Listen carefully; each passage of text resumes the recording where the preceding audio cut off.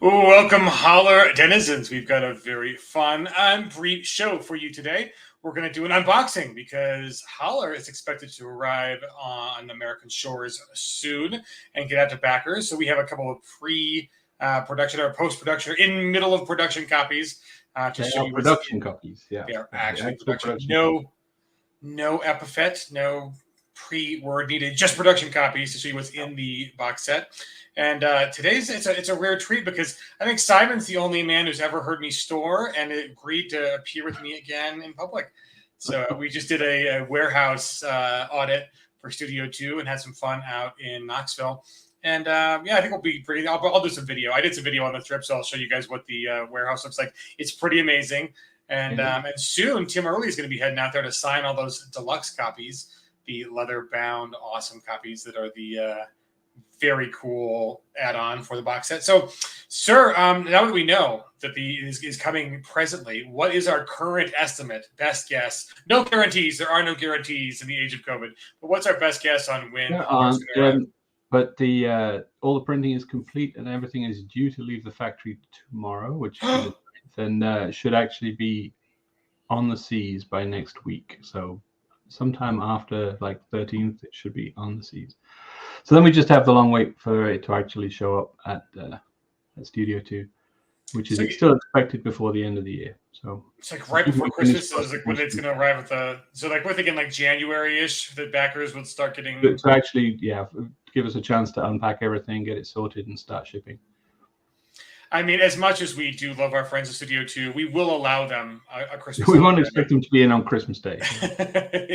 Ship our books, people. Do it now. That would not be very Santa Claus-like. So so that's awesome. So so we're in the new year with Holler. Let's get to it. Let's see what's in. I mean, the box, it's bigger. It's not even bigger on the inside. It's just big. It is. It's not as big as the Pathfinder box, but it's still a large box. We've got the pawn set in there as well, so that gives it a little extra depth. But it's a hefty box. That's the best sound. Every time we have that sound, I can just hear money. Just cha-ching. There's a lot in here. Let me just open it up.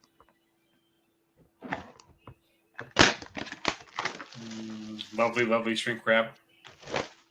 It was actually cool, talking with the people at Studio 2 and how they keep the warehouse clean, and how you got books that are printed 10 years ago that are still not all dusty. So this should be obvious. It wasn't really obvious to me. They only open one box at a time, so that's how they keep the books nice and clean. And they don't take the top book. The top book is the last one sold out of the box. So that's the one you sacrifice for the dust. And you take the second book in the box. So it was eye opening. There's a lot of stock there. We've made a lot of things, but looking forward to seeing Holler among those racks soon. So when you get the box open, the pawns are right there on the top, and we have 4 sheets, including the giant Piney King and Squatch. Tiny owl. Oh, cute. Sheep squatch. That's what I saw. I saw sheep squatch. Underneath, hold it so it can be seen. We have the map of the Holler with dash down on the back. And inside, the scene setters. Those look cool. This was the first time we've done these, so I'm excited to see how they look. Definitely haven't promoted those yet. I like the art that came in for those. So yeah, I'm gonna say his name wrong, but all of the art throughout was done by Francesco Chipara.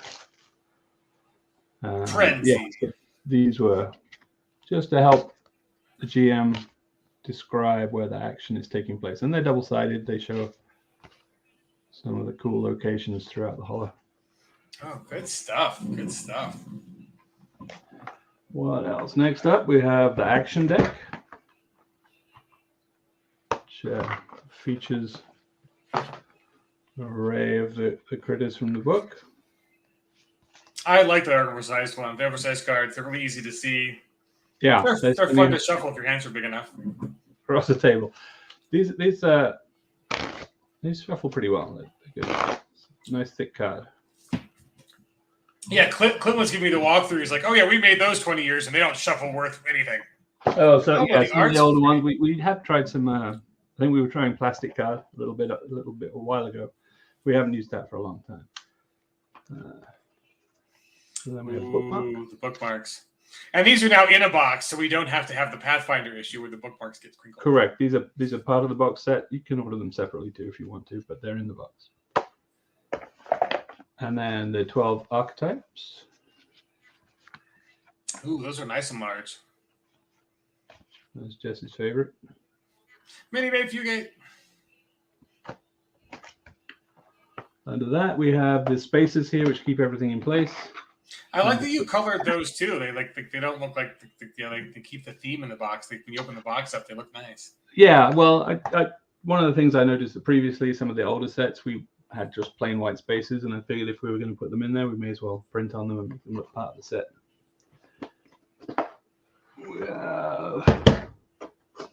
Oh, satisfying clunk. The GM screen, which also contains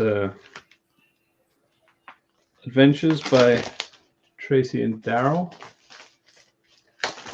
So there's 2 adventures in the booklet, and then there's beautiful art on the screen here. Ooh, that's fantastic. Yeah. So that's all special stuff. And then tables on the inside? Yeah. So it's the usual sort of useful Savage World stuff on the inside, and then on the right panel where we kind of customize it for the setting, there's the Holler specific stuff. We got a set of bennies. So we did something a little different with these. We kept them much thinner on the edges than we normally do, so that the picture is a little bit larger. And you get a big stack of them. Clicky clacks. And then a set of dice, which I'm going to drop. They're the kind of orangey, ambery color. There's gold in them day hills. And then the wild die, which has the little owl head and a nice green. That's awesome. I like that owl as like the mascot. You know, it shows up on the dice. It shows up on the pawn set. Yeah. And then the book itself. Oh, that's pretty. Spot varnish on it. And on the picker on the back as well. Show the spine. How thick is it? That's a nice thick book. Okay. Yeah, it turned out 256 pages. So ooh, thank you for all the stretch goals, backers. Yeah, indeed. And then the map is reprinted inside on the end papers.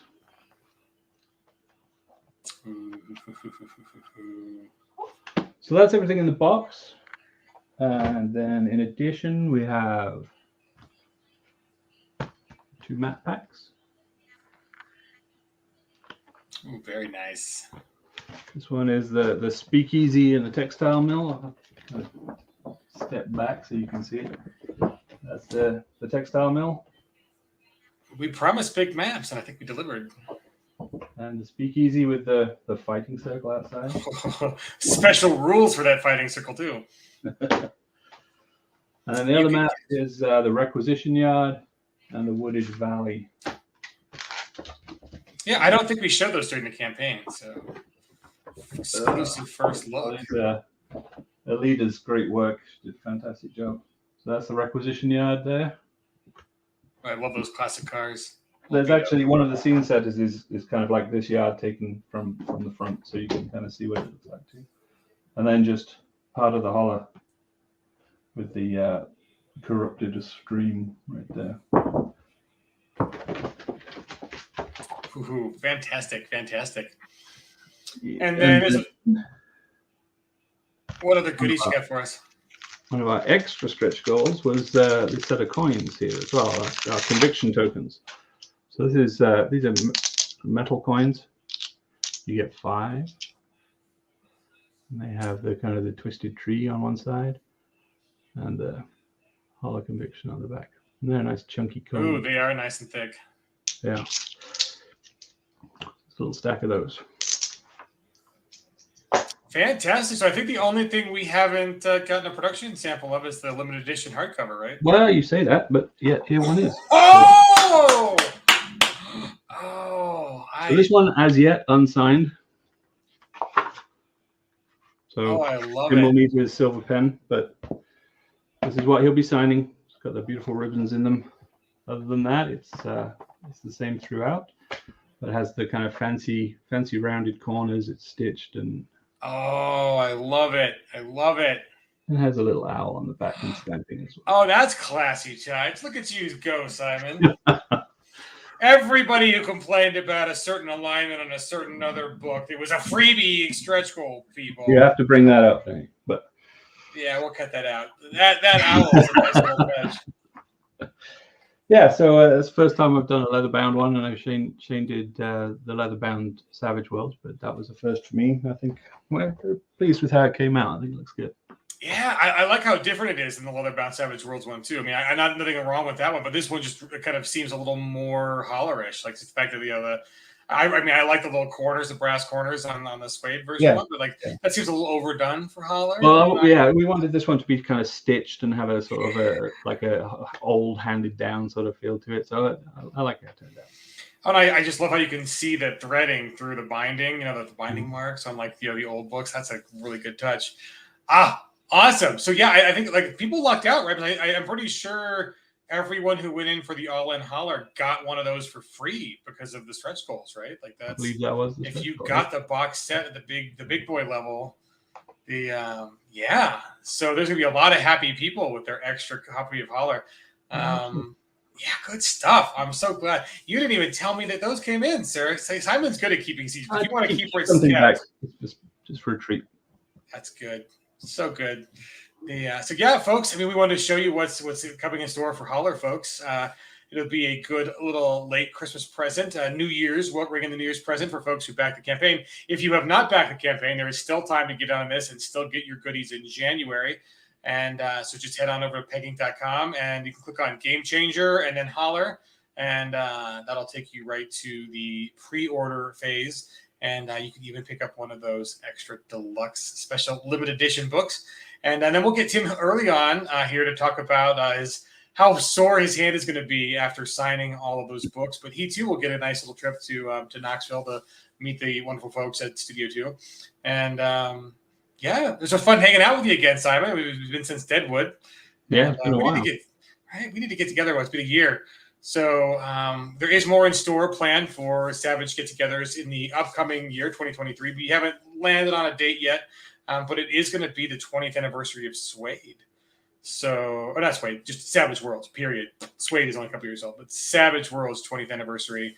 That'll be fun in 2023 because it was 2003. And so all these good anniversaries. So we're going to find something fun to do and hang out and get to meet everybody.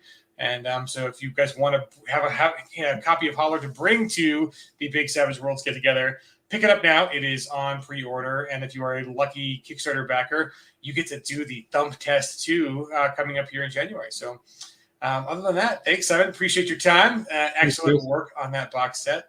I think everyone's going to be super excited for it. So we will see you in the Holler in January. And hopefully maybe we'll do an actual play with actual stuff. I know the BTT is fun, but now that we've got actual books.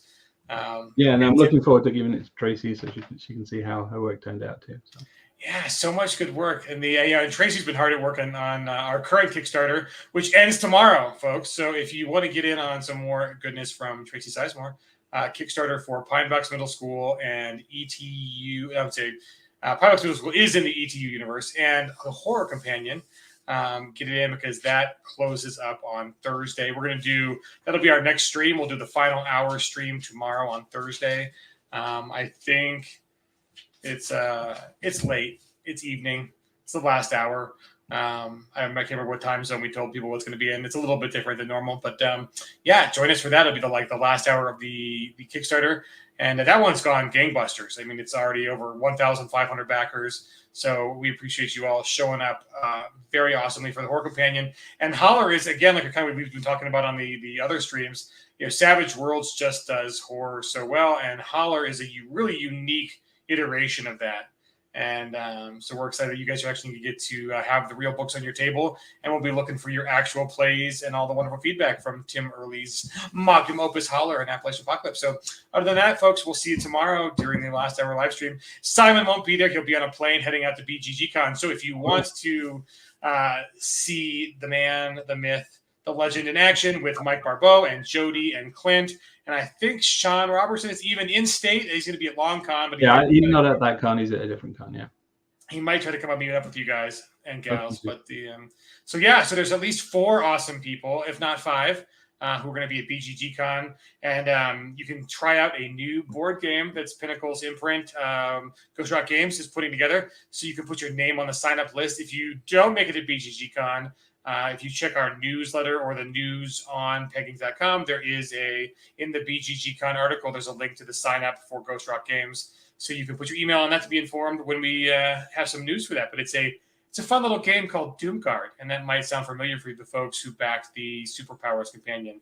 So that's all I'll say if you're not at BGGCon, but look forward to more board game action from us too, because Pinnacle's doing bigger and better and greater things than just books these days.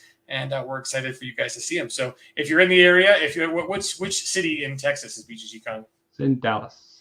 If you're near Dallas this weekend, head on over to BGGCon, and you can meet Clint and Jody and Simon and Mike Barbeau and maybe Sean. But Sean's at LongCon, so either one, whatever you guys do, if you guys are in Texas, meet the Savage Worlds folks or the Rifts folks. It'll be fun. Other than that, guys, we will see you. Thanks for supporting us. Thank you for being so patient on Holler. We are seeing the timelines tighten up a bit on our production schedule, which is great. Much thanks to Simon figuring all that stuff out, and Jody for getting it all shipped to you in good order, and the folks at Studio too for making sure it's nicely packaged and boxed and all that good stuff. So we're happy where things are in the state of the company, and we're excited if you guys get Holler. So I will shut up and give you back your night. So cheers, folks. We will see you tomorrow.